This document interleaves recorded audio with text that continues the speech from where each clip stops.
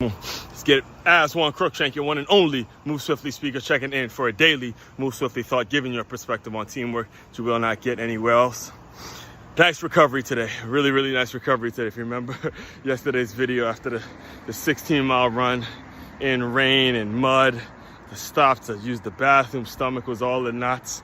It's a great day of recovery. Got a lot of tea, some quality recovery meals, chicken in my body, all that good stuff. So here, just did a quick 2-miler, get my mind warmed up, get my body warmed up and my mind warmed up, because running for me is actually a form of therapy. So a kind of a strategy session that I have with myself every single morning. So I don't take mornings off from running completely. If it's anything, I'll just knock out a 2-mile, something to get the blood flowing a little bit, get you a little juiced up, and get ready for the next long run day. All right. As far as today's Move Swiftly thought, I thought I was through talking about this Alabama versus Vanderbilt collapse. If you recall, recording this October 9th, 2024. And just this past weekend that went by, we witnessed the biggest upset in college sports, probably in college sports history. As a Michigan fan, it's always kind of that App State beating Michigan loss. I think this Vanderbilt one is a little kind of a bigger of a deal, because this was the number one team in the country. At the time, Michigan wasn't number one, so it was a big deal.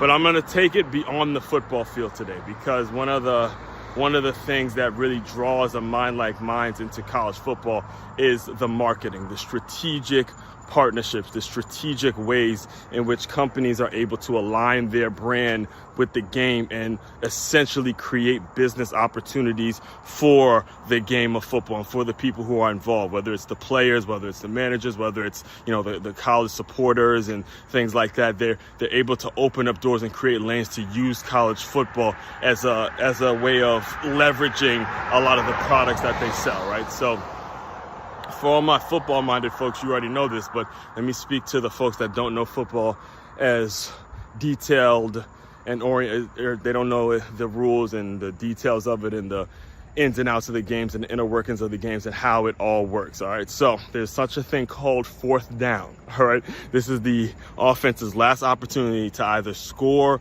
or... No, excuse me, not fourth down. But yeah, there is such thing as fourth down, but that's not related to what I'm going to talk about. There's such a thing as go for two. We'll say it like this. There's such a thing as go for two. Now, fourth down and go for two work in a similar way, because it's the offense's last opportunity to get a score or move on to the next play. The thing about go for two is going for two is actually after you have scored the touchdown. So it works similar to a fourth down, but it's not the same thing, all right? So I know, again, regular football people, you know everything I'm talking about. I'm explaining this to the folks who don't know football but are always interested in creating strategic marketing opportunities, right? So here's what happens. A team scores a touchdown and they have the option of either kicking the field goal for 1 point or going for 2 and trying to run an offensive play to get into the end zone again. And then if they make it into the end zone, they get 2 points, right? So here's what became, and I'm not sure if this happens normally, but I know it's the first time I actually picked up on it. But so I think it was either Alabama or Vanderbilt who actually scored. I think it was Alabama. Alabama who actually scored at the beginning of the game. And they were all, on their way to trying to make a comeback and all that. And, the people that know football were kind of expecting Alabama to make a run, make a comeback, because they, clearly are the number one team, the better team going in and all that, right? So they score a touchdown and then they go for 2. And then before they go for 2, I hear the announcer say, all right, we got the Dos Equis, go for 2. And they have the little Dos Equis logo pop up in the ticker where the score is and all that, where you see fourth down or where you see the go for 2 play. Whenever you see 2-point Whenever you see 2-point conversion, they had a little Dos Equis logo on it. And if you really dive deeper into it, that is an opportunity that these TV networks created to create an advertising opportunity for Dos Equis, the beer company. And they have this whole campaign about, Dos Equis, this is the beer and all that kind of stuff. And when you have Dos Equis, go for 2, all that kind of stuff. And it kind of aligns with what the goal is or what the game is or what the game provides, and they create these advertising opportunities.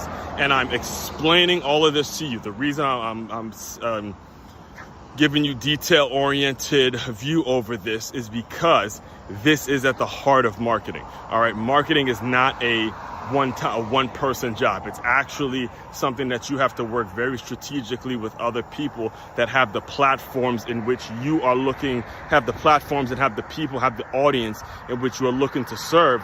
And then you get to, immerse and merge your brand, merge your campaign into whatever it is they're trying to do. And then you guys are able to create opportunities together. And I'll close you out with this principle, because I've been on record saying that not only me, but there's been other college coaches, and I've read other books in which they've said that they're not a big fan of the idea of beer advertisements being placed at college football games or at college basketball games, because this is college and you're promoting beer and all that kind of stuff, right? So this was like old school, like before TV and all that kind of stuff. They're not thinking about the viewership on TV and all that. These are like old school coaches that were saying this. And again, to an extent, I agreed with it.